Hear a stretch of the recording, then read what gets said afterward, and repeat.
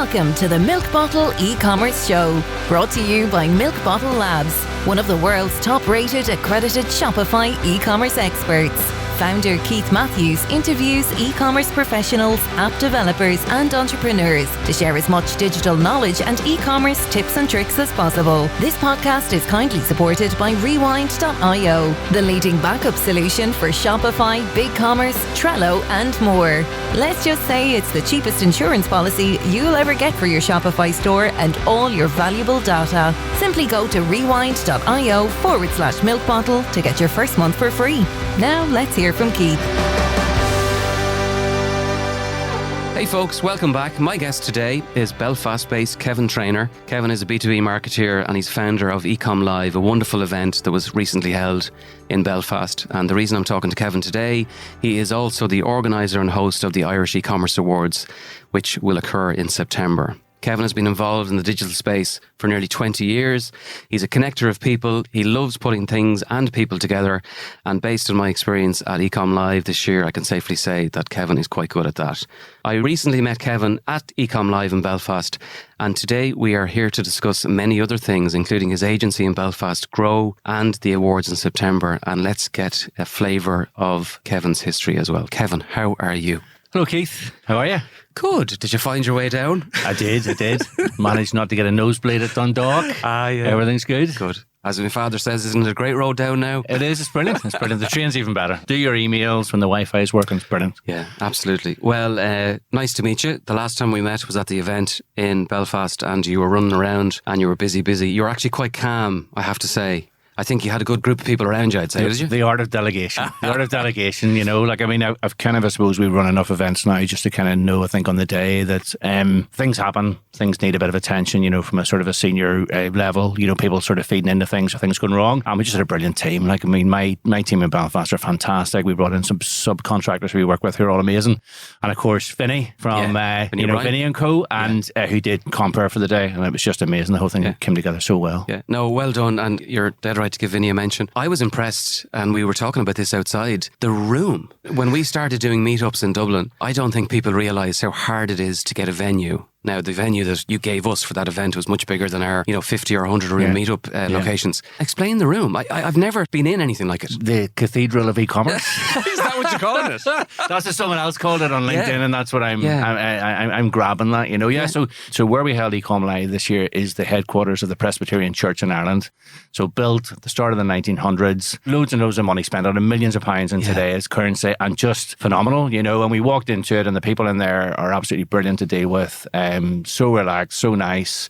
They're involved with Visit Belfast, you know, and there's a different vibe in Belfast these days, you know, like it's kind of, it's a city that's up and coming, very forward looking, you know, people like me are hopefully quite forward thinking. We're helping drive that agenda forward. But with everything we try and do it a little bit different.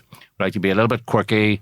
We describe ourselves as a boutique conference. You know, we want things to be different in the format, in the content we offer, the venues we use, and hopefully that uniqueness came through this year.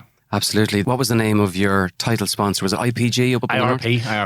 Yeah. They're the POS service provider, are they? They're actually I would describe them as a Shopify for SMEs, you know. So they deal a lot with businesses that are doing kind of 300k up to about $1 million, you know, and help them scale, you know. So yeah, brilliant business again. Dan in there, the CEO, and Phil, the CCO, have been very, very good to us. That helped us get the whole thing going, you know. So he got up on stage and he said something to the effect of, "I'm the sponsor, but I'm not going to talk. Let everybody just network." Absolutely. It was very different to the standard larger events that I've been to. Yeah, well, I think, Keith, and maybe you'd agree, obviously, so we've all been locked inside for a couple of years now, you know, but in my career, as I've moved along, like I've been to a lot of expos and a lot of different kind of sectors that I've worked in, you know. I've been to the Frankfurt Music Messe, I've been to NAMM in the US, you know, like, and for me, I don't like those expos, you know, and, you know, at one point, and a lot of people listening to this podcast are probably too young to remember, it was literally girls in bikinis, you know, handing you beer to get a business card, you know, and we don't want to do that. We don't want to recreate that experience. We're trying to get people to Belfast, so we have to do something a little bit different.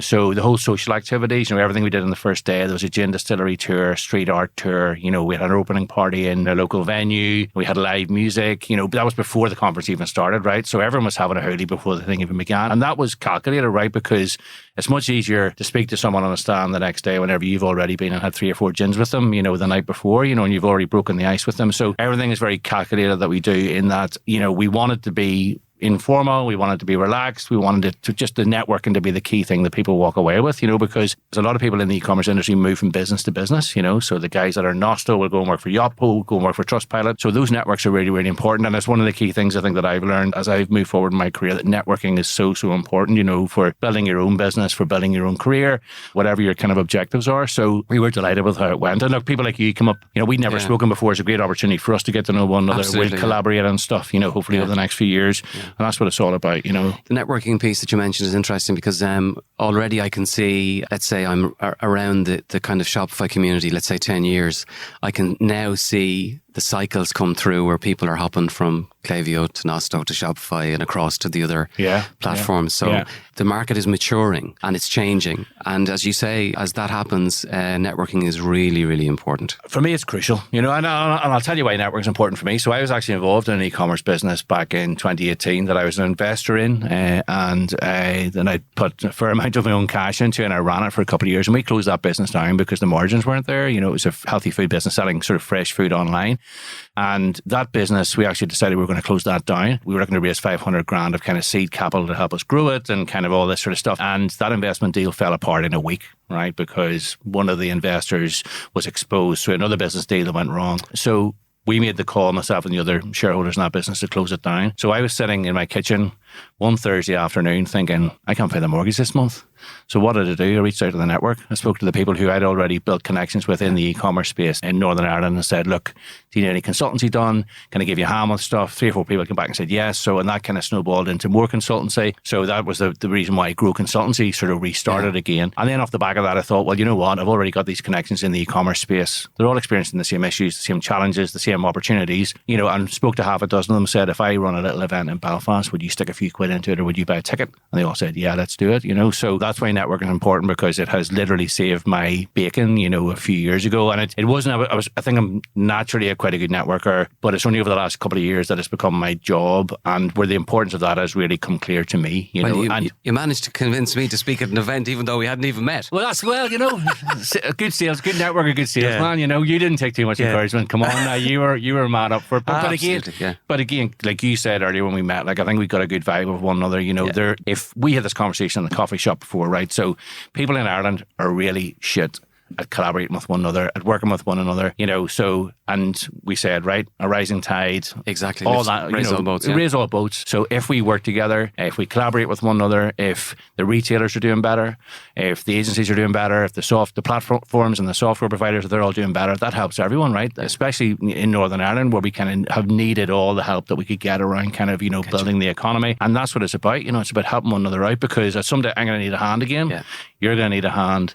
Pick up the phone, through that network that you've built through our events or other events. No, 100% agreed. Before we go into Grow, which is the agency that you have, let's just go back. Before I pressed record, you told me a story about fish and chips. Fish and chips. So where do you come from in Northern Ireland? So Enniskillen in Northern Ireland. And just be mindful of the fact that probably 30-40% of the listeners are actually out of Ireland. Yeah. So pinpoint exactly where Enniskillen is. Enniskillen is to the west of Northern Ireland, beside Donegal. Okay, so, and it's a little border town, and it's well known for a lot of sort of negative reasons, I suppose. During the Troubles and stuff, there was a big bomb there, which kind of put us on the map for a lot of negative reasons. But it's what year? Oh, the bomb was in 1988, 89, maybe. So I should probably remember that better. But it's a beautiful town. In Northern Ireland, on the Lough Erne, on the lakes. There's good fishing there. There's good boating. It's absolutely phenomenal. A beautiful place to grow up, and I loved it.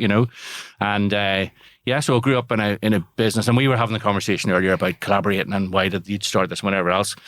I had a dad who was a working class Catholic man who kind of was growing up and kind of in a small town, and he always said to me, when you go into a pub, the old guy sitting at the end of the bar, he's got a story to tell, right? Yeah. So talk to him, say hello, have a chat with him, I remember bringing home a trumpet from school when I was like 7 years of age, and I brought it home, and I didn't know what it was, and you were blowing into it, and it sounded like someone farting in a paper bag, and he said, I want you to play that because that's an opportunity I never had. School trips came up, and this was a guy who worked in a factory, right, until kind of like, and worked really, really hard, worked shift, worked And, we used to come in and check my 11 plus papers when we were doing the 11 plus. I was the first member in our family to go to grammar school, first member of our family to go to kind of university. So this is only like his generation before us that didn't have the opportunities to do that. And, school trip came up and he'd say, you go and do that because that's an opportunity I never had, So just on that then, when I see kids now that are, let's say, under 10, and I look at, us in our 40s, there's such a massive gap when you explain that to people, where your father didn't have opportunity, plus there was troubles. Yeah. Kids nowadays, they all wake up with iPhones. They probably couldn't understand that. Yeah. But you also mentioned earlier on about the chip van. Yeah, the chip van, the van, yeah. So explain that. So then when my dad decided to do it again, I think he's an entrepreneur at heart, and he never wanted to admit that, right? So he always did kind of, jobs for companies and worked in different businesses and stuff and factories.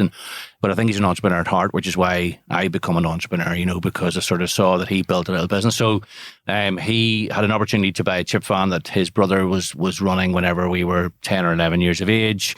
And this is like literally like the chuck wagon Roddy Doyle, right? Kind of like, and him and my mum bought it and they built it into just a really good little kind of family business. And we all worked in it, right? We had to work in it. The deal was if you wanted your pocket money, you had to either peel spuds, you had to, work in the van, you had to help out and clean out, and they worked 7 days a week for a long time, they did marts and, band competitions and all this stuff, just traveled around the place. And we were literally nearly always in front of this thing until we were like 12, 13, then you were allowed to stay at home. And it was just part of growing up. And it taught me work ethic, and it taught me about, I think, building a brand. So they're known as Gaby and Tish, Gaby's Chips. Yeah. And in their latter years, so my dad's 80 years of age, and he's literally just retired this year with my mum. My mum's which is what triggered the story. My mum's 72. My dad's 80. They literally just retired this year. They did it for 40 years, and they stopped the run that they had. Right, so they used to just sit at the house, and people came from all over Fermanagh. And what they did was, and I think one of the reasons why my dad and mum were so successful at this business, and you said as well, people see you having a little bit of success, and other chip vans came and went, and they just went and went and went, and had a reputation around the town. It's just in the county, actually, just doing really good quality products.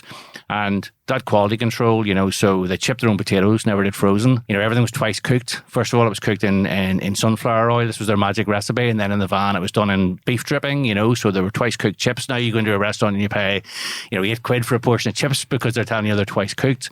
All the cod was from Killybegs, it was all from Donegal. They just insisted in this level of quality that meant that... You were sourcing. Yep. You were quality control. Yeah. Cash flow. Absolutely. Security, I'd say, with the queues that were beside it. Yeah, all that stuff, And then my dad, when I was leaving, he was like, oh, you're going to go to uni and you're going to work for a big company. And I said, no, I'm not. I've just seen you do this, So I've worked in various kind of corporate environments, but I always, I suppose, off the back of that, wanted to do my own thing, and there's an entrepreneur, I think, inside me trying to get out. And I suppose the reason why I've landed in the world of running conferences and events is because I'm a good networker, I'm a good collaborator, we're building brands, right? So the stuff we're doing around eComm Live, we're very focused on the brands we're building. We're very focused on the experience we're giving people, so it's just pretty much like I saw my mum and dad do with those bags of chips and stuff. It's now getting into, delivering that experience, but just in a slightly different format using events and conferences and stuff. I hear you. Of course, one of the most important things that you learned at the chip van was actually dealing with the public. A lot of people can't handle that.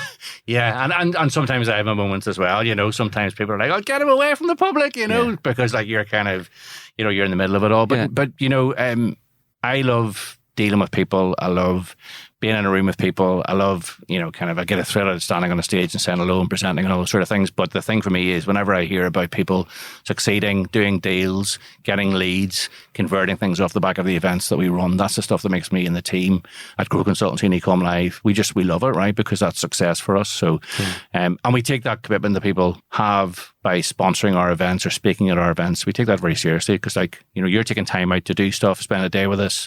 People are putting, cash investments into our sponsors. We want them to get a return on that because we have a very long-term view of what we're doing here, Yeah, I hear you. Let's just take a moment to listen to our sponsors. Rewind.io is the leading data backup solution for your Shopify store. Did you know that there is no way of recovering lost data in Shopify? If your store is gaining traction, you may have multiple staff or third-party developers entering your store. Mistakes can happen and data can be easily deleted. Rewind.io puts you in control of your data, allowing you to restore anything accidentally lost from a single image to an entire store. It acts as a pretty cheap insurance policy for your Shopify account. At Milk Bottle, we help clients reduce their business risk by installing Rewind in every single store before we make any changes. Get your first month for free by simply replying to your sign-up email. So to go back then to how Grow started, Kevin, right? Did it start as a result of that business ending where you used your network to basically get consultancy work? Was that the start of Grow?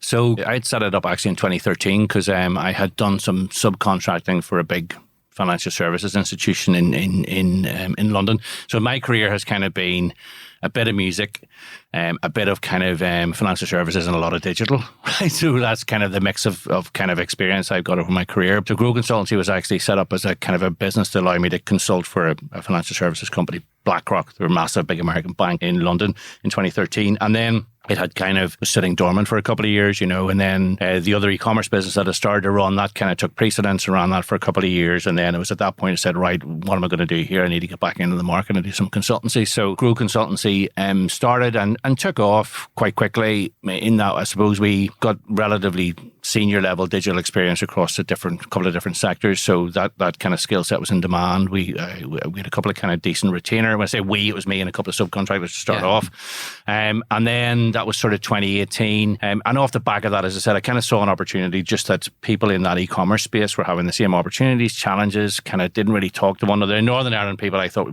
were particularly bad at it. I think that was a result of the Troubles, right? Everyone just kind of got their heads down and just didn't stick their head above the parapet ever.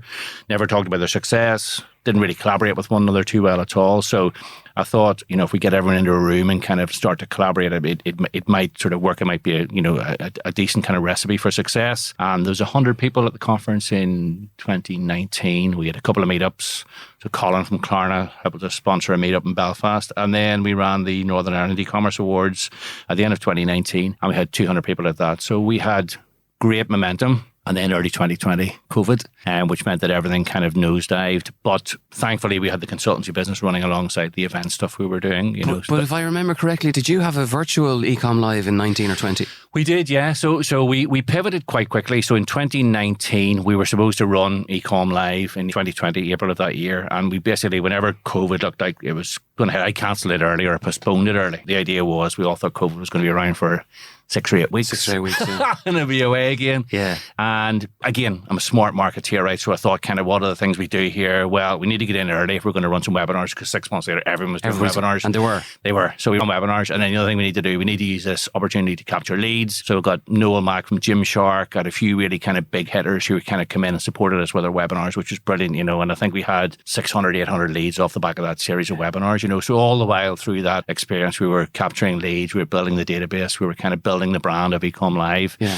And then we actually did run it as a virtual summit in September 2020. So we had 2 days of like really good quality online content. Again, a really interesting experience for us all to go through it as a team because Grow Consultancy had kind of grown to sort of three people at that point, 3 full-timers, lots of subcontractors because obviously people were looking for a lot of support around digital things they should have been doing that they weren't doing and kind of looking for help, during COVID. But the focus was also on keeping the eComm Live brand alive and building it, and kind of just keeping the leads coming through. And that worked really, really well for us. So I think by the time 2022 came, people were busting to get out for a beer, right? Yeah. They wanted to have a bit of a hoolie. We'd done a really good job of keeping the brand building stuff going on during COVID. And people, came back with a bang, and we had a great couple of days in Belfast off the back of that.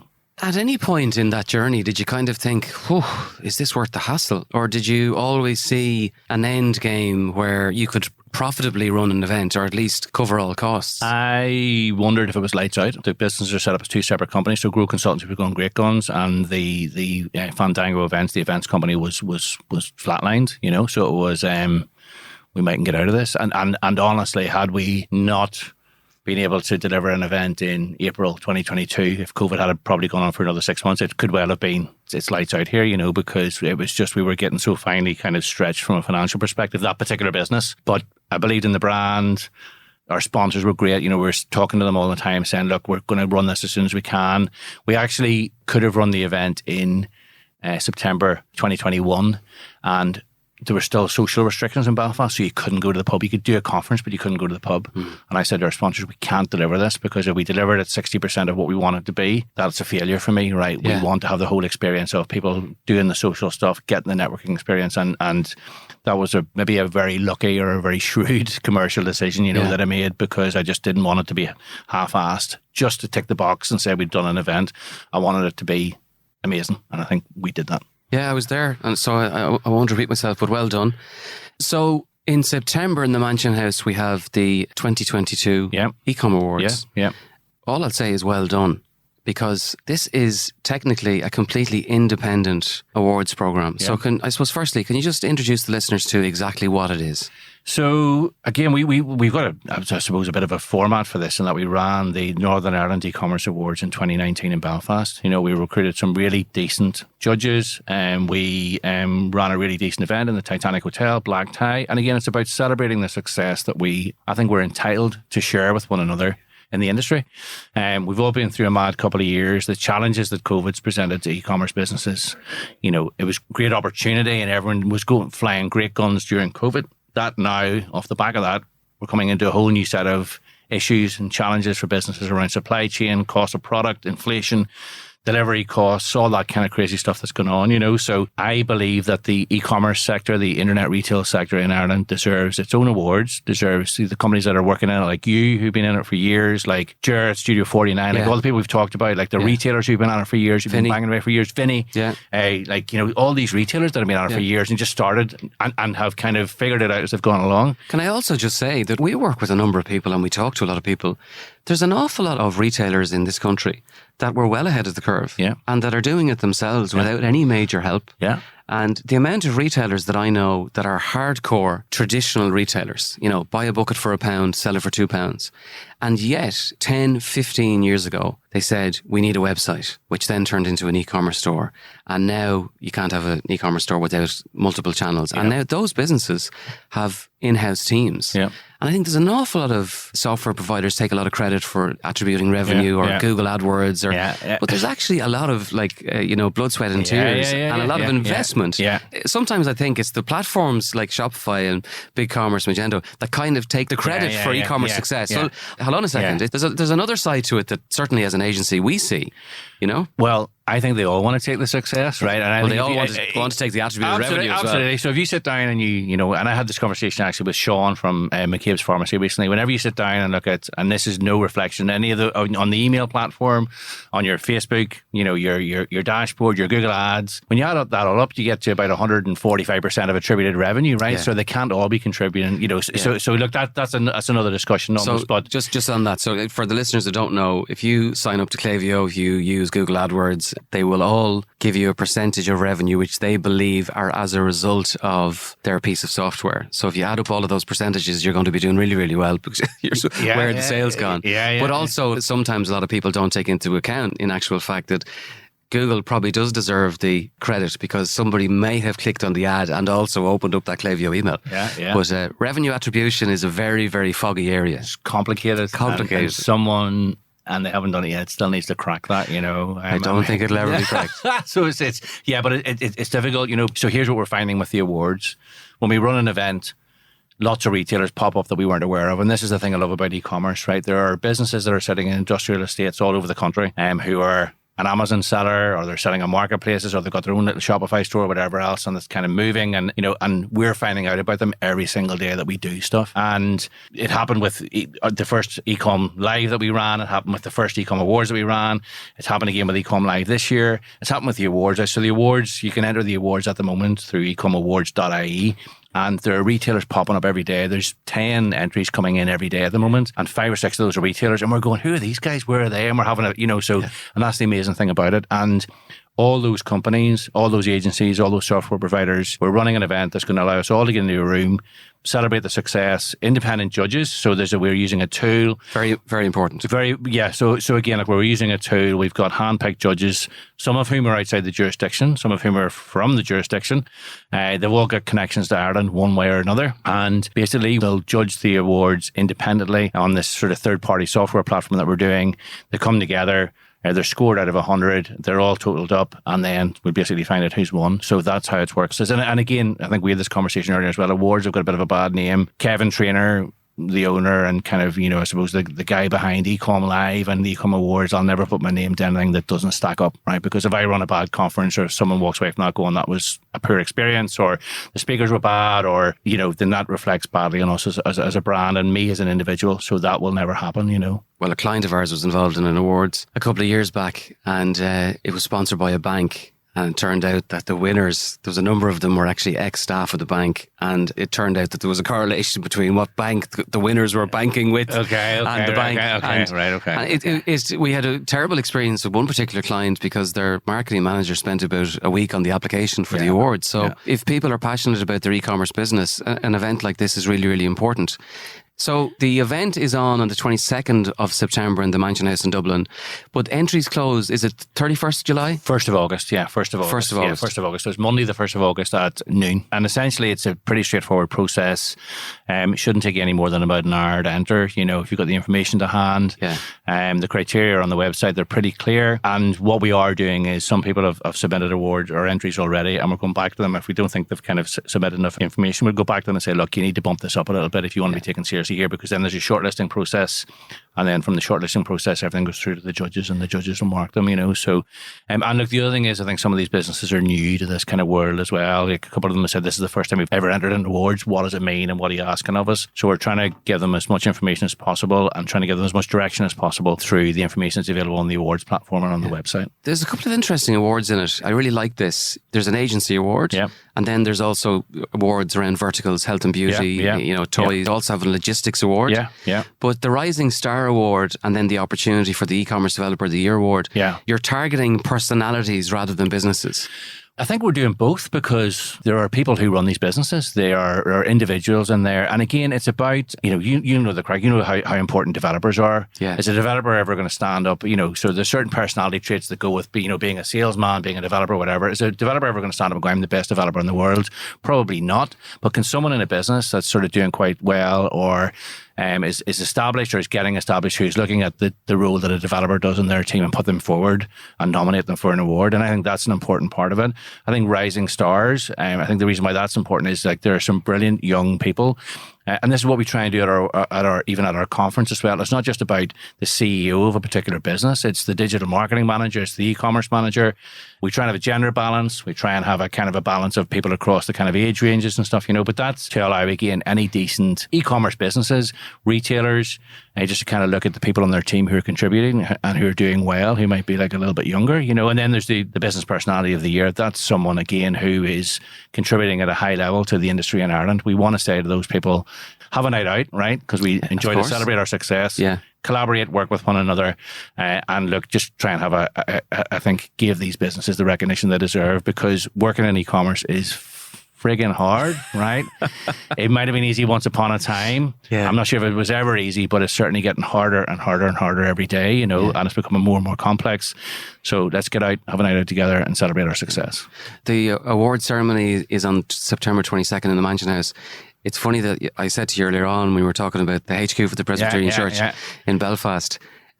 You've probably got, I wouldn't say an equivalent venue. Yeah. Well, that's where the first Stormont government was, in that Presbyterian Church in Ireland, and I think the first seating of the Irish government was in the Round Room in the Mansion House, wasn't it? So you're into your history. There's a bit of stuff there, so going on, bit of synergy or whatever, like north and south of the. Well, that in terms of a venue, that is, without exaggerating, it's probably the best venue in the city. It's just off Dawson Street, 2 minutes from Grafton Street. Restaurants, bars, anybody travelling around the country for it can turn it into a kind of a weekend or a night, stay over. Kevin, it was an absolute pleasure to talk to you.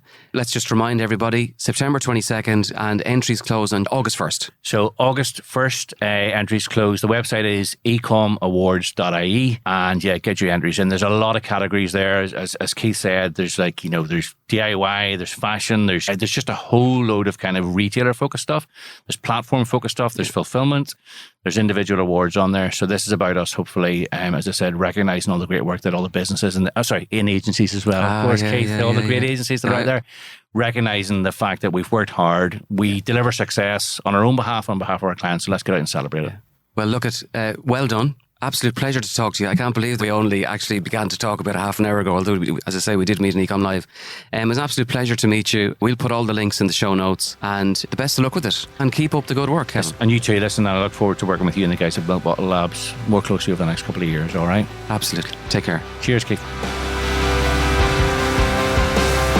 Thanks for listening. All of our episodes are available on Spotify, iTunes, and Google Podcasts. A special note of appreciation goes to our sponsors, Rewind.io, the leading backup solution for Shopify store owners. Get your first month of Rewind for free by simply responding to any welcome email once you sign up for your free trial on Rewind.io. If you're a Shopify user with an exciting story to tell, reach out to the team on podcast@milkbottlelabs.com. Until the next time, take care.